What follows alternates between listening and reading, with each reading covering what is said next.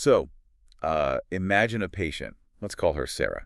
She gets diagnosed with breast cancer, which is, obviously a devastating moment. Absolutely. But her medical team, they have a plan. It's a standard, pretty aggressive chemotherapy regimen. Yeah. And she goes through all the rounds. She loses her hair, deals with the nausea, all of the horrible side effects. Right, it's the whole ordeal. But the good news is it actually works.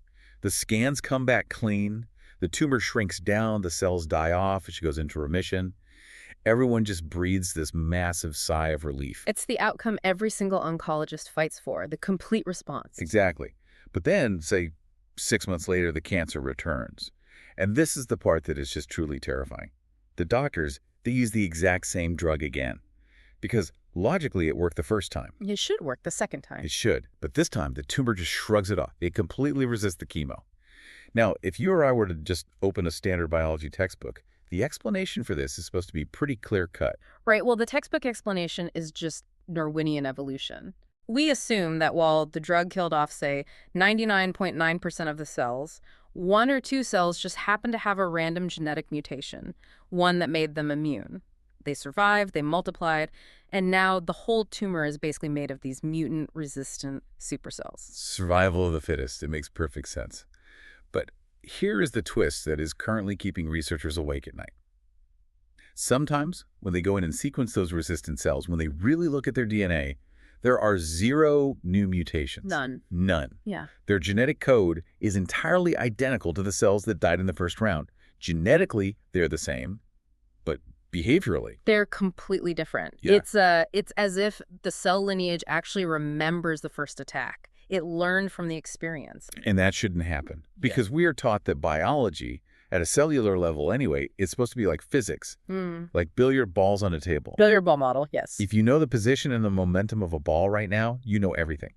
How it got there, the path it took, that doesn't matter. The history shouldn't matter. Yeah. And that assumption has basically underpinned 50 years of systems biology. We treat cells as a Markovian system. Markovian. Yeah, that's a term from probability theory. It just means memoryless. We assume that the current molecular state, the proteins and the genes that are active right now, completely tells us the future state. But that assumption is entirely breaking down. And it's not just breaking down in cancer research. It's breaking down in embryonic development, how you became a person. Right. It's breaking down in how we understand the brain. It's even breaking down in how we simulate proteins folding. Correct. Across 4 completely unrelated fields, we are basically seeing the exact same phenomenon. Cells and molecules hold grudges. They have memory. It's wild. It is. And to understand this, to actually model it mathematically, biology is having to borrow math from 2 very unexpected places. One is from 1960s gas physics, and the other is from 1990s communication theory. Neither of which was built for biology. Not even close. But both are becoming completely indispensable. So, today on the Deep Dive, we are looking at the cell that remembers. We're going to unpack why your body is, theoretically speaking, impossible without memory. How 1960s gas physics is predicting new cancer treatments, and how we might actually finally prove that history is a physical force. It's such a fascinating convergence, and I should probably say up front, the thing that drew me into this area is that you just don't expect cell biology to need the same math as turbulence modeling. Right, it sounds absurd. It does, but once you see why it does, you really can unsee it. Okay, let's unpack this. I want to start with the fundamental paradox here, because in the source material we're looking at today, there was this incredible claim. It basically said that if cells didn't have memory, I physically couldn't exist. Not that I would look different, but that I couldn't be this complex. That's not hyperbole at all. It comes down to a really strict information problem. Think about how you started. You began your life as a single fertilized egg, a zygote. Just one single cell. One cell. Now let's look at the data capacity of that cell. The human haploid genome is about 3.2 billion base pairs. Okay. And since each base pair can be one of 4 letters, A, C, T, or G, that's 2 bits of information per pair. If you do the math and convert that, the raw data in your DNA is roughly 750 megabytes. 750 megabytes. That is, honestly, that's shockingly small.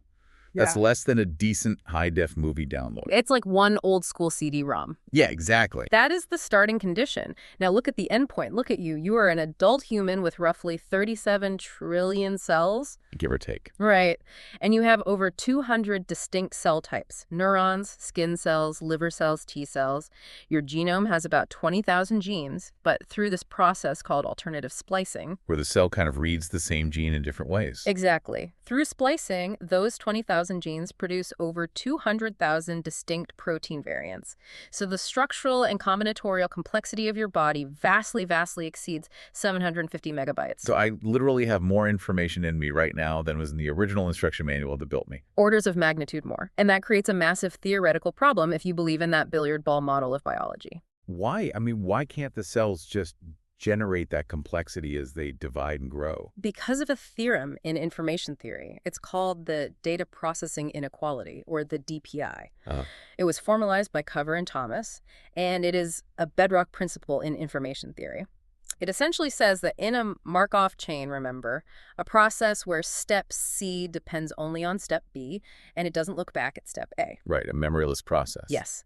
In that kind of system, information can only be lost or stay the same. It can never increase. Wait, let me try to wrap my head around that. Is it kind of like the telephone game kids play? In a way, yes, that's a great analogy. If I whisper a complicated phrase to you and you whisper it to the next person and they whisper it to the next, the message can degrade. It can get garbled. Entropy increases. Sure. But the message never magically gets more detailed and specific and accurate as it moves down the line. You don't start with "the cat sat on the mat" and end up with "the Shakespearean feline rested upon the velvet rug." Right, unless someone in the chain somehow adds new information from the outside. Precisely. But in a developing embryo, there is no outside author stepping in to rewrite the code at every single cell division. The system is closed. Okay, I see where this is going. So if development was truly a memoryless process where a cell divides and the daughter cell just looks at the mother's current state right then and there to decide what to do, we would hit the DPI wall. You physically couldn't be more complex than the zygote.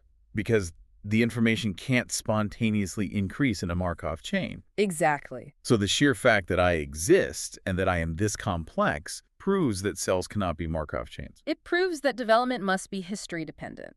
The cells aren't just reading their current state, they are actively integrating the entire history of their lineage. Wow. By remembering the path they took, they effectively bank information at every step. That allows complexity to build up over time without violating the laws of physics or information theory. So memory isn't just some quirky biological feature. It's a fundamental requirement for complex life. It's the only way to beat the data processing inequality. That is a wild thought. But, okay, that's the math. That's the theory. Theory is nice, but biology is notoriously messy. Do we actually see this memory happening in the wet lab?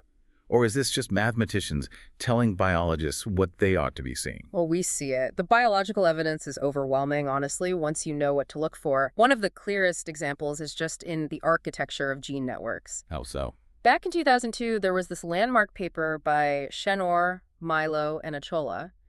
They mapped out the entire gene regulatory network of E. coli. They basically wanted to see how the genes talk to each other. And I assume they expected a kind of hierarchy, like a corporate org chart, maybe. The CEO gene tells the VP gene, the VP tells the manager. That's exactly what many expected, a straight feed-forward network. But that is not what they found at all. They found that the network is completely dominated by feedback loops. Meaning that output loops back to become the input. Yes. Gene A activates gene B, but then gene B loops back around to inhibit gene A. Or you have positive feedback loops where they just amp each other up continuously. Right. Now think about what a feedback loop implies physically. If the present state depends on the input, and the input depends on what the output was a moment ago, then your future inherently depends on your history. It creates a time lag. Exactly. A feedback loop is literally a memory storage device. It sustains a signal even after the original trigger is completely gone. It's like a conversation. How do you mean? Well, you can't understand my response just by looking at the last word I said. You have to know the context of what we were talking about 5 minutes ago, and that context is maintained by the feedback loop of our dialogue. That makes perfect sense. And you see this physical memory in epigenetics too, right? That's kind of the classic example of cellular memory. Epigenetics is essentially the physical hard drive of the cell. These are chemical marks on the DNA, like methylation, and on the histone proteins that the DNA wraps itself around. And those marks stick around. They persist through cell division. So a cell passes its regulatory state down to its daughters, not just through the raw ACTG sequence, but through these chromatin modifications. That is a physical, measurable memory mechanism. I want to drill down on a really specific example you shared with me before we started. It was about the protein P53. Yeah. Because this study really seemed to nail the difference between how much signal a cell sees versus the history of that signal. Ah, yes. This is a beautiful piece of work from 2013 by Jeremy Purvis and Gillet Lahav at Harvard. It's actually one of my favorites because the experimental design is just so elegant. Walk us through it. So P53 is widely known in biology as the guardian of the genome. When a cell gets stressed out, say, by radiation or some kind of DNA damage, the P53 levels rise. And the old billiard ball view would be high P53 means emergency, stop dividing. Low P53 means all good, carry on. Right, just a simple threshold.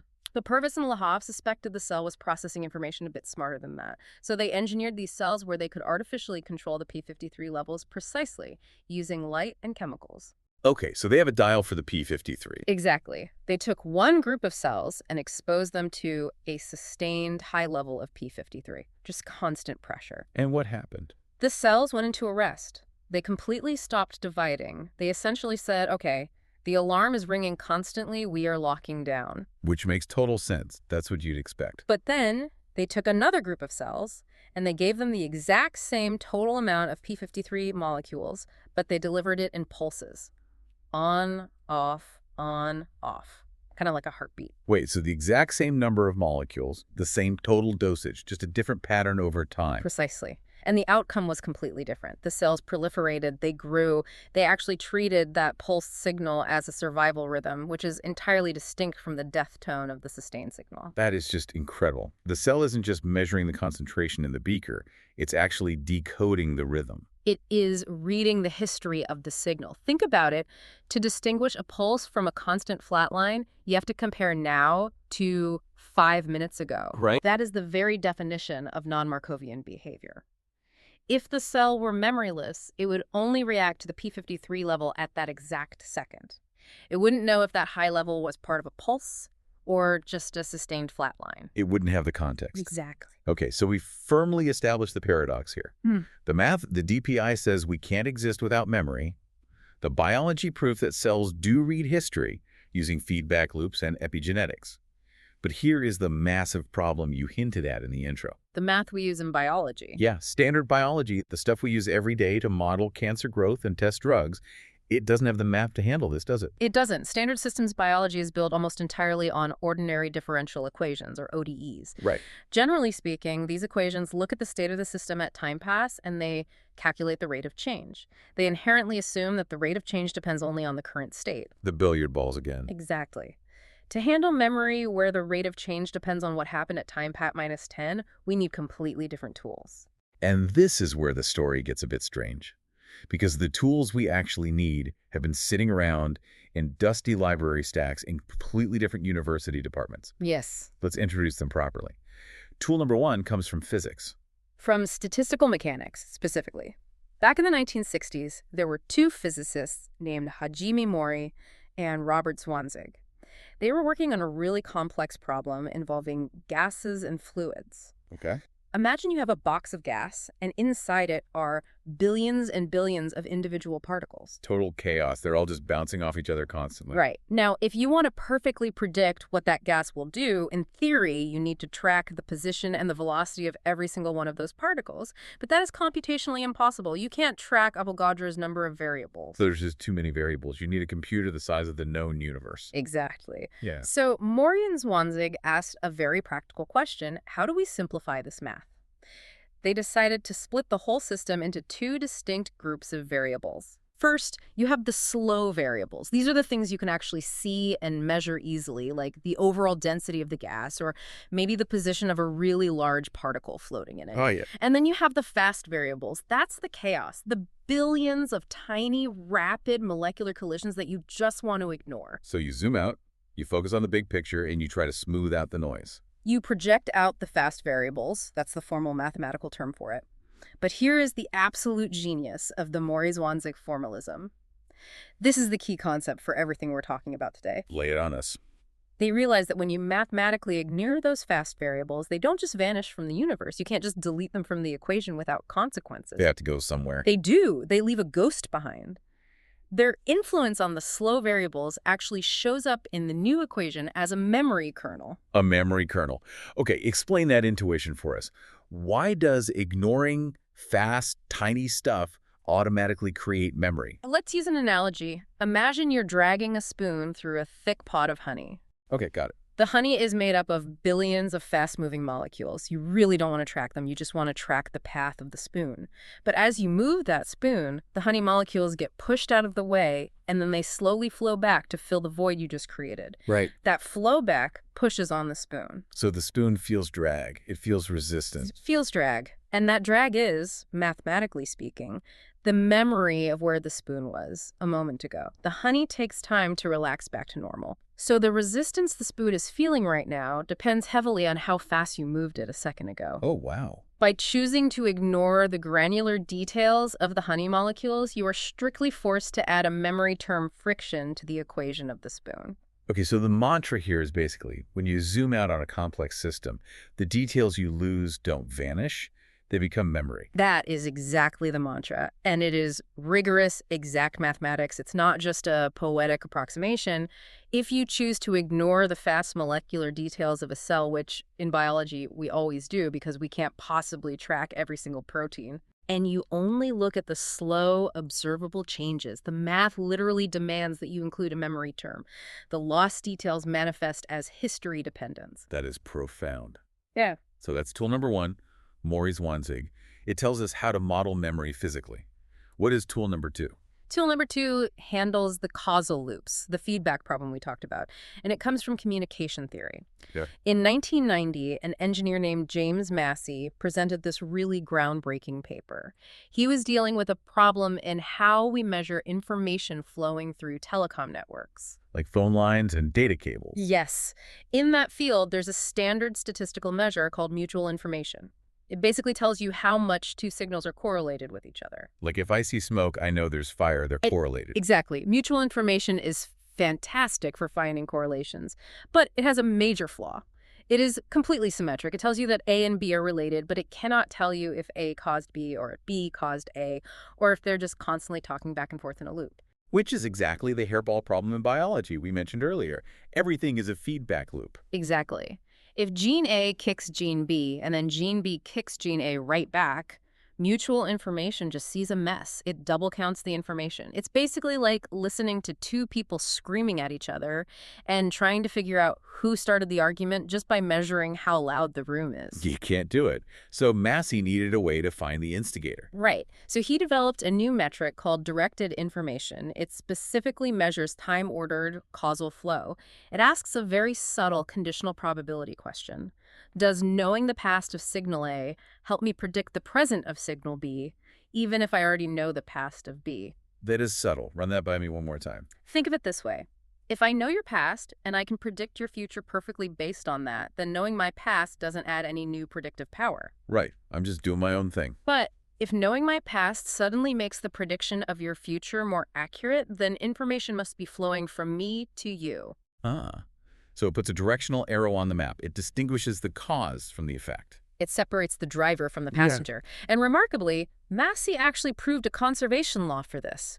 He showed that total mutual information equals the forward-directed information plus the backward-directed information.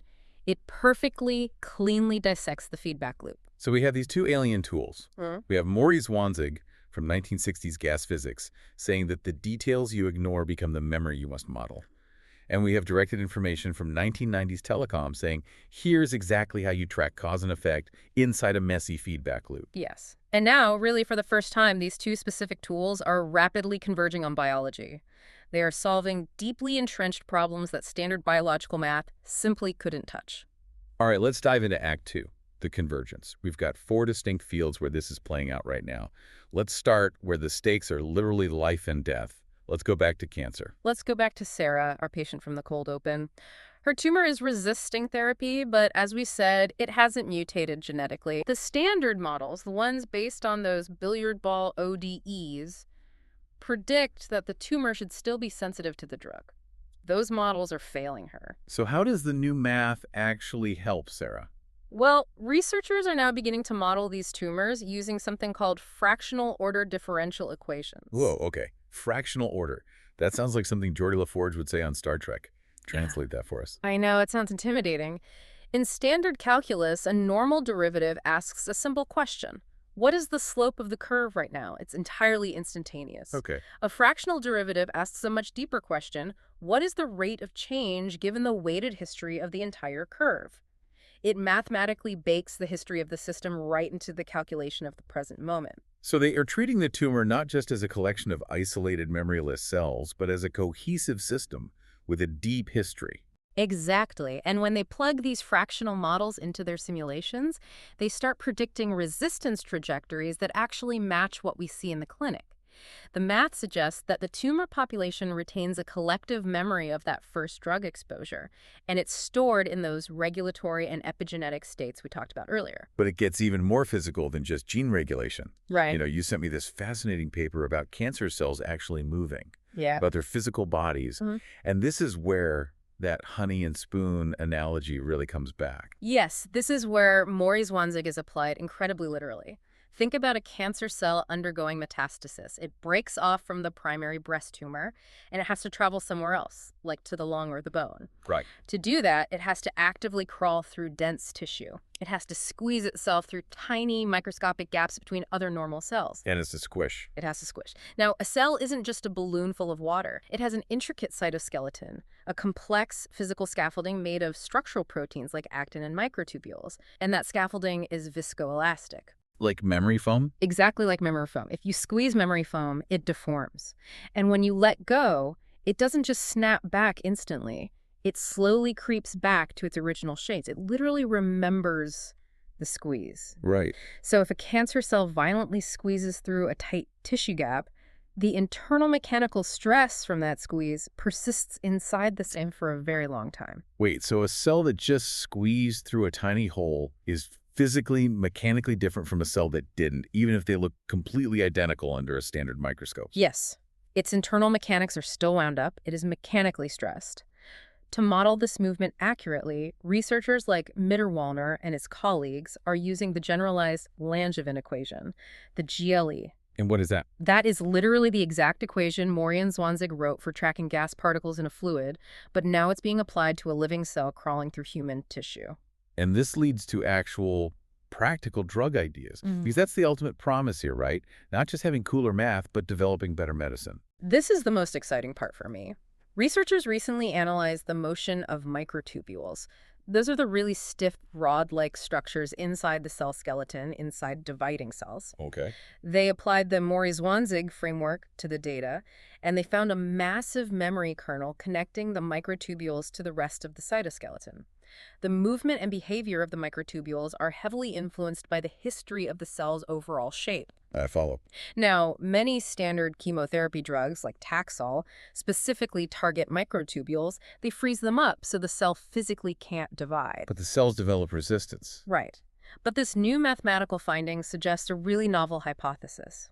If the mechanical memory of the cytoskeleton is acting as a shield, protecting the microtubules, maybe you can break that protection by targeting a different part of the skeleton first, like the actin filaments. Oh, wow. You attack the memory storage system itself to make the cell vulnerable to the chemo again? Exactly. You break the memory kernel to resensitize the cell. It's a combination therapy strategy that comes directly out of the math of gas physics. That is just wild. We are literally talking about using equations that were designed for fluid turbulence to design chemotherapy combinations. That is the power of universality in science. The math truly doesn't care if the subject is a gas particle or a metastatic cancer cell.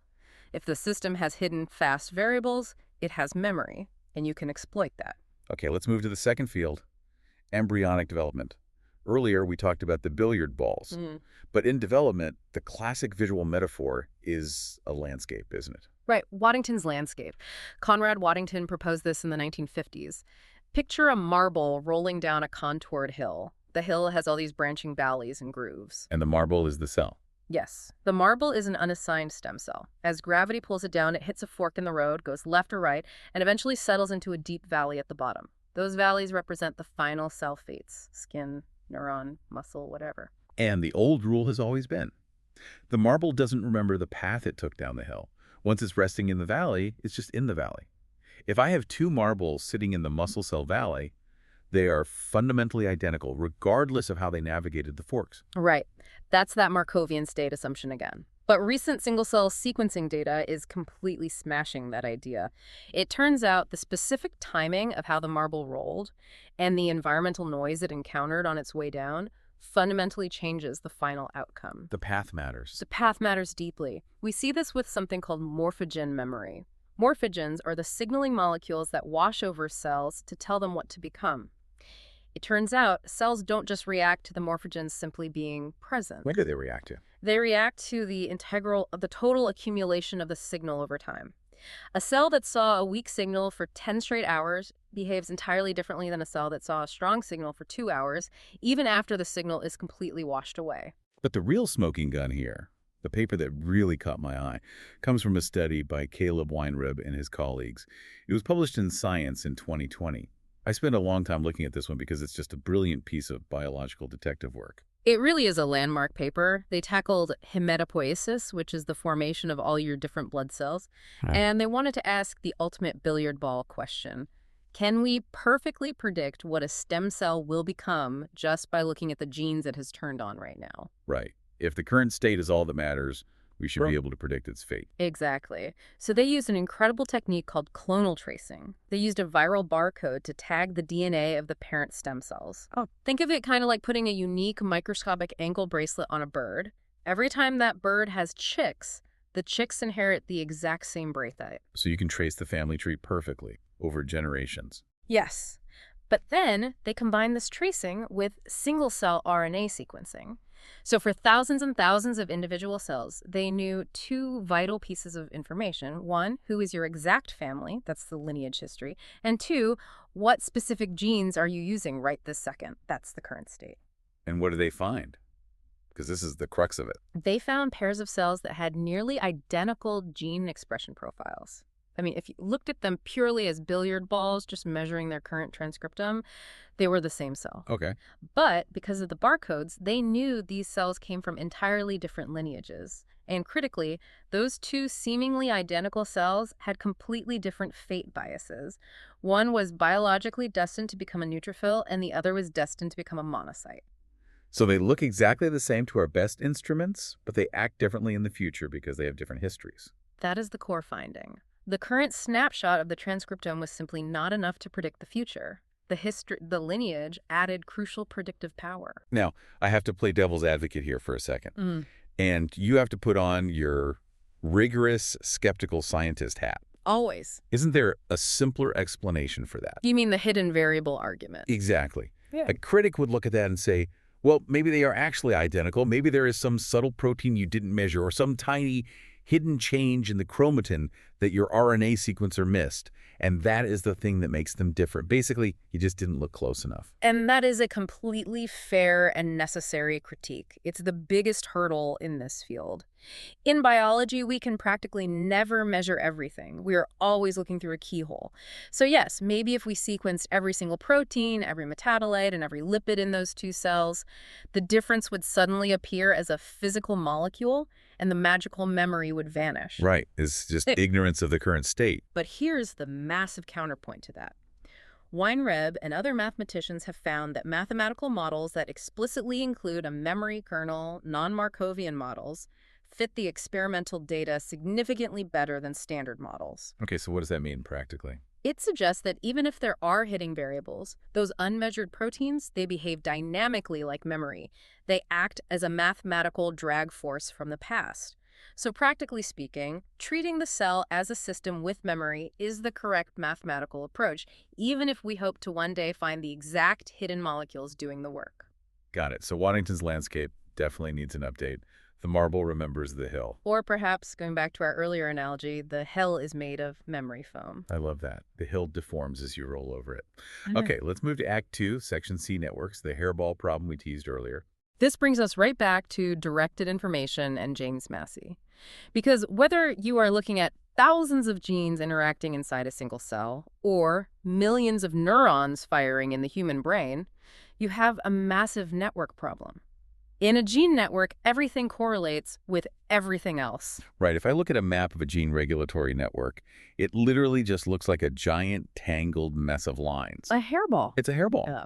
And if you use standard correlation metrics, mutual information, you just end up with an even denser hairball. Yeah. You can see that everything is connected, but you absolutely cannot tell who is driving the bus. This is where new software tools like DD-TIMFER come in. DD-TIMFER. Yes. It's a computational tool that uses Massey's directed information to analyze single-cell sequencing data. So how does it actually clean up the hairball? It rigorously uses the time lag. Remember, directed information specifically asks if the past of gene A helps predict the present of gene B. By strictly enforcing that arrow of time, it mathematically filters out all the false positives caused by those messy feedback loops. It cuts through the noise. It does. It says, okay, gene A and gene B are highly correlated, but the information is clearly flowing from A to B, not B to A. It turns an unreadable hairball into a logical flowchart. And you mentioned earlier that this exact same math applies to the brain, too. Yes, in neuroscience, the physical scale is obviously massive compared to a cell, but the information principle is exactly the same. You have physical delays. When a neuron fires in your visual cortex at the back of your head, it actually takes tens of milliseconds for that electrical signal to travel down the axon and reach the frontal cortex. And that delay is crucial. It's everything. Standard correlation ignores the delay. It just checks if the two regions fire at roughly the same time.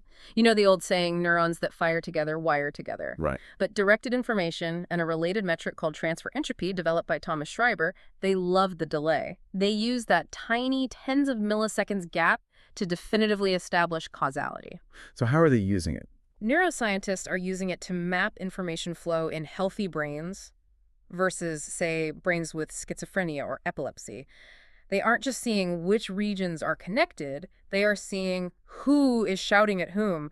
They're finding the instigators. You know, this really reminds me, in episode 4 of our Deep Dive series, we spent a lot of time talking about Fisher information. We did, yeah. And we use this analogy we call Fisher information the speedometer, because it tells you how much information you have about a specific parameter. Right. High Fisher information means you are moving very fast toward the truth. So if Fisher information is the speedometer, directed information is the compass. It doesn't just tell you how much info there is, it tells you exactly which direction it's flowing. That is a perfect analogy, the speedometer and the compass. Fisher information and directed information. When you put those two mathematical tools together, they give you the complete dynamic picture of basically any complex biological system. Okay, let's hit the fourth field. And honestly, this one felt like a bit of a curveball to me when I was reading the prep. Protein folding. This seemed different because in cancer and in embryonic development, the memory is deeply biological. The cell is physically remembering an event. But here, the memory seems almost like a computational trick. It is different, you're right. This is where the Mori-Zwanzig formalism really shows its foundational roots in physics. So the problem of protein folding is basically the holy grail of molecular biology. We desperately want to know how a 1D string of amino acids magically folds itself into a functional 3D shape. And didn't Google DeepMind kind of solve this recently with AlphaFold? Yes and no. They solved the structure prediction problem. AlphaFold is incredible at guessing the final folded shape, but they didn't solve the dynamics. What's the difference? We still need to understand exactly how it folds, the physical pathway it takes from a string to a globule. That intermediate pathway is crucial for understanding neurodegenerative diseases like Alzheimer's or Parkinson's, which are caused by proteins misfolding along the way. So why is simulating that folding pathway so difficult? We have supercomputers. Because of the water. The water. Proteins live inside cells, and cells are mostly water. To simulate a protein folding accurately, you can't just simulate the protein in a vacuum. You have to simulate the millions of individual water molecules actively surrounding it. Because they're physically bumping into the protein. Constantly. Every single picosecond, water molecules are colliding with the amino acids, creating friction, creating thermal noise, guiding the fold. If you want a perfectly accurate simulation, what chemists call an explicit solvent model, you have to calculate the trajectory of every single water molecule. That's a lot of atoms to track. It's way too many. Even for the world's absolute biggest supercomputers, simulating just 1 millisecond of folding for a medium-sized protein takes virtually forever, because 99% of your computing power is being spent calculating the bounces of water molecules that you don't even actually care about. So enter Mori-Zwanzig. Enter Mori-Zwanzig. You say, I am going to ignore the water. You declare the water to be the fast variables, and you project them out. But wait, you just said the water fundamentally matters. It guides the fold. You can't just delete it. Exactly. If you just delete the water and implicit solvent model, the protein behaves like it's floating in outer space. It folds completely wrong.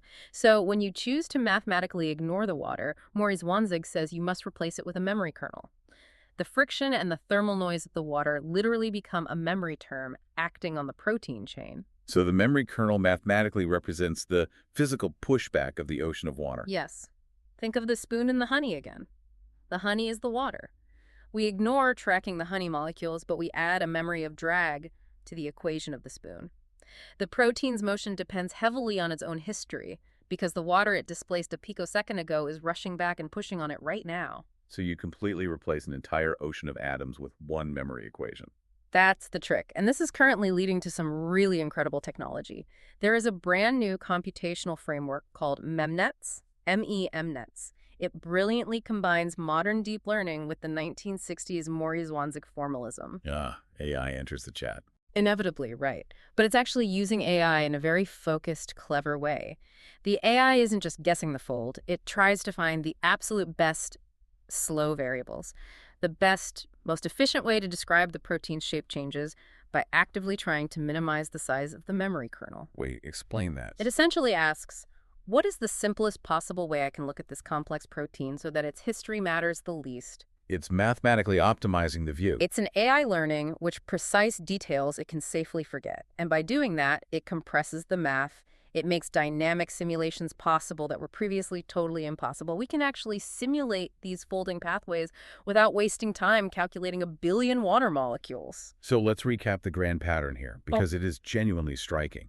We have cancer, embryonic development, brain networks, and protein folding. 4 completely disparate biological and chemical problems, but they all slammed into the exact same wall. The memoryless billiard ball assumption just stopped working. Right. And in every single case, the researchers reached for the exact same tools. Mori-Zwanzig to mathematically handle the lost details, the fast variables, and directed information to parse out the causal feedback loops.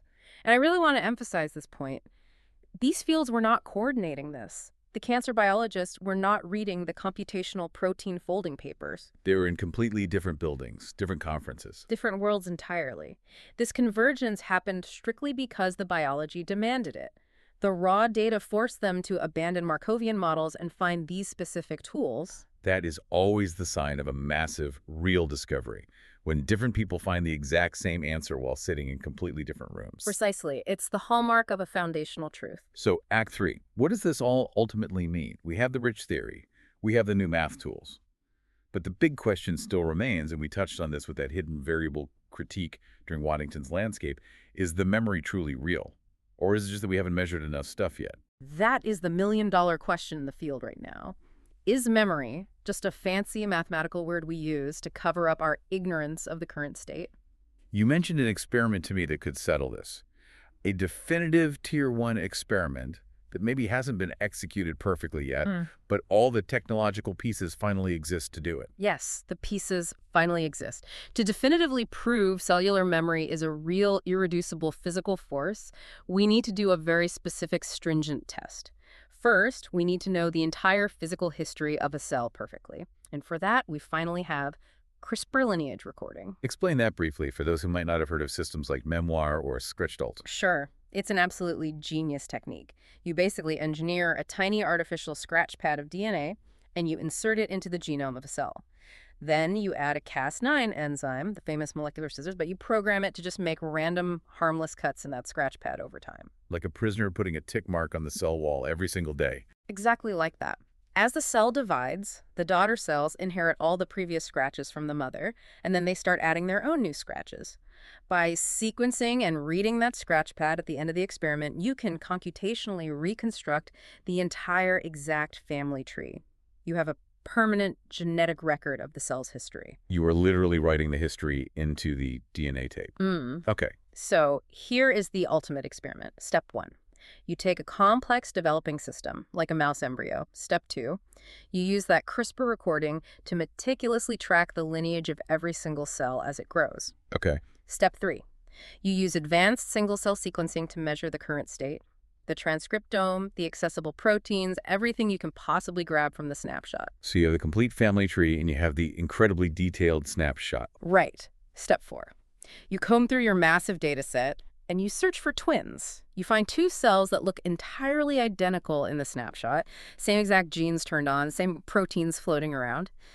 But the CRISPR record unequivocally shows they came from completely different lineages. One came down the left valley of Waddington's landscape, and one came down the right valley. The identical twins with totally different backstories. Yes. And finally, step 5. You hit both of them with the exact same perturbation. A chemical drug, a stress signal, whatever. You just watch what happens. Yes. If the hidden variable skeptics are right, and the current molecular state is truly all that matters, those 2 identical-looking cells must react identically. If they look the same, they should act the same. Physics demands it. But if the memory kernel is real? If the memory is real, they will dramatically diverge. One might immediately die, while the other might live and thrive. One might differentiate, one might stagnate. If they react differently, despite looking fundamentally identical to our best snapshot tools, it proves that the history is a physical force that is simply not captured in the current molecular state. And to really truly prove it to the skeptics, you'd have to keep adding more and more measurements to the snapshot, right? Yes. You basically play a rigorous game of gotcha with the skeptics. You measure the RNA. If they still act differently, you say, fine, let's measure all the proteins too. If they still act differently, you measure the chromatin state. If the behavioral difference persists no matter how much current state data you pile on, you have conclusively proven that the system is fundamentally non-Markovian. The history is irreducible. Exactly. The history is the reality. Okay, I want to pause here for a second, because everything we have said so far today, the DPI, Mori-Zwanzig, the fractional cancer models, the Weinreb data, even this CRISPR experiment design, all of that is established science. It's in the literature. It's happening. It is solid ground. That is all Tier 1 and Tier 2 evidence. But we like to look forward on this show. We like to push the boundaries. So for the next 90 seconds, we are going to raise the host flag. Everything from here is Tier 3. We are entering pure conjecture territory. Understood. Let's speculate a bit. I want to go back to something we talked about heavily in episode 2 of this series. We talked about dimensional scaling. We explored how the geometry of an animal's body, its 3D branching network shape, dictates its metabolic rate. Right. DF. Effective dimensionality. Yes. Is there a mathematical connection here? Why do these biological memory kernels look the way they do? Is there a literal geometry to cellular memory? This is a hunch, obviously, but I strongly think the answer is yes. The conjecture here is that the mathematical structure of the memory kernel, how long the cellular memory lasts, how quickly it decays over time, is directly governed by the effective dimensionality of the biological network itself. Walk me through that. Explain the intuition. Think of a shadow. A 3-dimensional object casts a 2-dimensional shadow on the ground. You inherently lose the dimension, and you get a flat projection. Right. The Mori-Zwanzig formalism is basically saying that the fast variables, the complex details we ignore, cast a mathematical shadow onto the slow variables.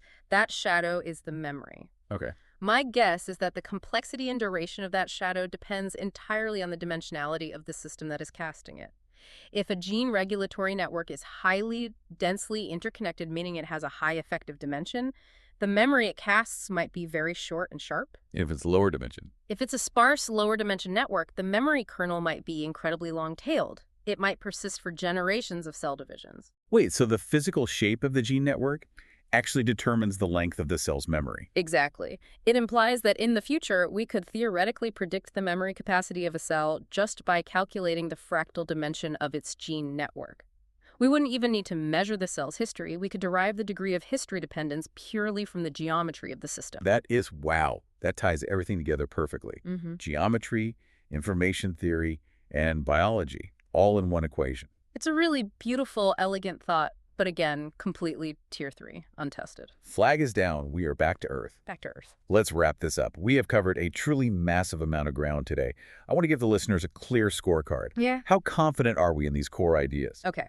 Tier 1, the absolute bedrock, the data processing inequality, the Mori-Zwanzig formalism itself, the math of directed information, and the strict biological fact that gene networks are feedback-dominated and that proteins like P53 read temporal signals. That is, textbook, undeniable science. And Tier 2, the active, ongoing research. The direct application of these mathematical tools, the specific non-Markovian cancer models predicting drug resistance.